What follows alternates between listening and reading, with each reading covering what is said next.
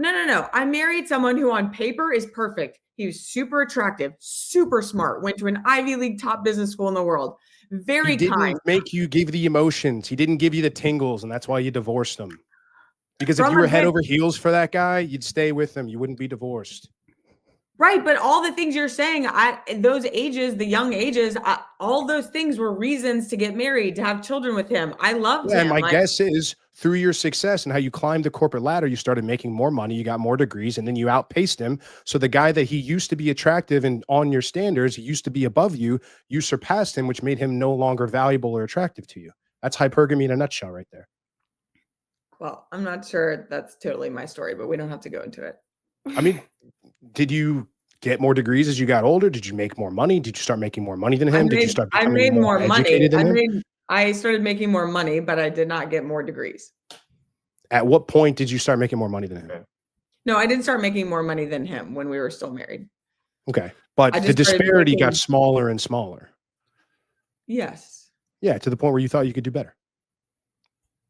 I don't know. She wasn't happy in the relationship.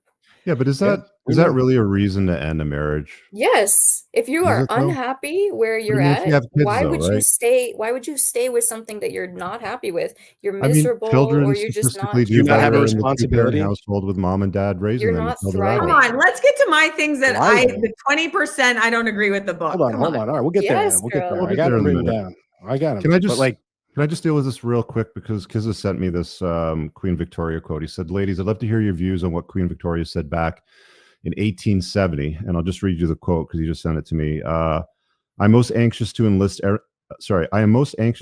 everyone who can speak or write. This is weird font, sorry. Who can speak or write to join in checking this mad, wicked folly of women's rights with all its attendant horrors. This font sucks. On which her poor, feeble sex is bent, forgetting every sense of womanly. Hang on, I got to turn it sideways this way. Where is it? Feelings of every sense of womanly feelings and property. Feminists ought to get a good whipping. Were women to unisex themselves by claiming equality with men, they would become the most hateful, heathen, and disgusting of beings, and would surely perish without male protection. What do you guys think of that? I'm going to try to find a cleaner quote where you can actually read the damn. That's from the 1800s. That's very clearly back in the day. They had different society set up. Feminism wasn't normalized. Women did not have rights. They could get legally beaten by their husbands, and that was fine. They still had rights. They could vote. They could own property. They still had rights back then. No, they could not. Yes, they could. When do you think that women got the right to vote? Women owned property in the United States in like the 1860s. Look it up.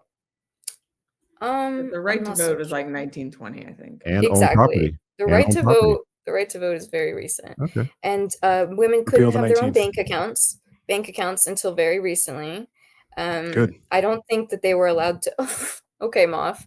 I don't think that they were allowed to own property. I think that's very interesting. I don't know the English in England, what it was, but I do not think it was 1800s because. Okay, well, you're wrong. Please enlighten me. I would love to be enlightened. I just enlightened you and you're wrong. You can look it up after. What? Okay. Can we save the rest of the super chats for the very end? Yeah. Can we make that? Can we do that? All right, cool. All right. So I want to get some of these other things. The first one, we were talking about red flags. I'm not sure which one you get to first. I'm going to let you pick. Actually, I do want to get to this one first because we're talking about women's voting rights and things like that. So Anna claims, Rich, disputing the research of Dr. Warren Farrell that we do not live in a female primary social order, that we still live in a patriarchy, we don't live in a matriarchy. So, and she apparently has some stats and some things to back up that argument. So Anna, please take it away. Yeah, so this is probably like the biggest part of the 20% I don't agree with on your book. So, just in terms of stats, like in the U.S., I'm American, so I'm going to talk about U.S. power, positions of power, both government and in business, right? So only 25% of senators are female, only 28% of House of Representatives. Okay, I'll stop you right there because they've already debunked this a million times and you know this already. So I don't know why you're using this. Women predominantly choose the fields of work in 2024 that they chose back in 1924. The same stuff: nursing, parenting, healthcare, So like if the men are secretary still work. in power, what are you Women worried aren't about? being held back. It's women choosing these roles. They're not interested in power roles. They've never been interested in power Then roles. what? Even in egalitarian societies like in Norway or Sweden, where Scandinavia. it's like, yes, Scandinavia, we'll just call it. Women still gravitate to nursing, to education, to secretary jobs, even in those sorts of environments. It's got nothing to do with the patriarchy. Nobody's holding women back. The 3 women on the panel tonight: esthetician, zoology, working with animals, and dating coach. I'm a / scientist. therapist. So Okay, but hang on. I'm a I'm scientist. in terms of, Debatable. but if the men are Okay, still you don't know very, what zoology is. Okay. Well, we're gonna have to mute Anyways, you if sorry. you don't stop interrupting.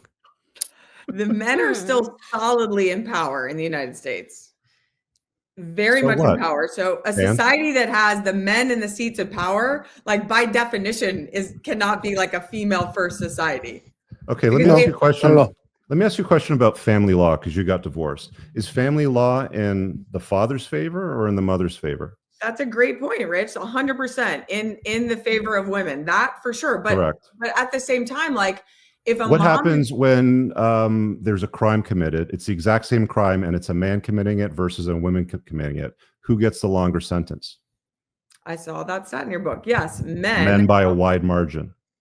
Okay, but like they're doing all the crimes. Our president is male. Our people in power are male. I'm talking about the exact same crime, Bella.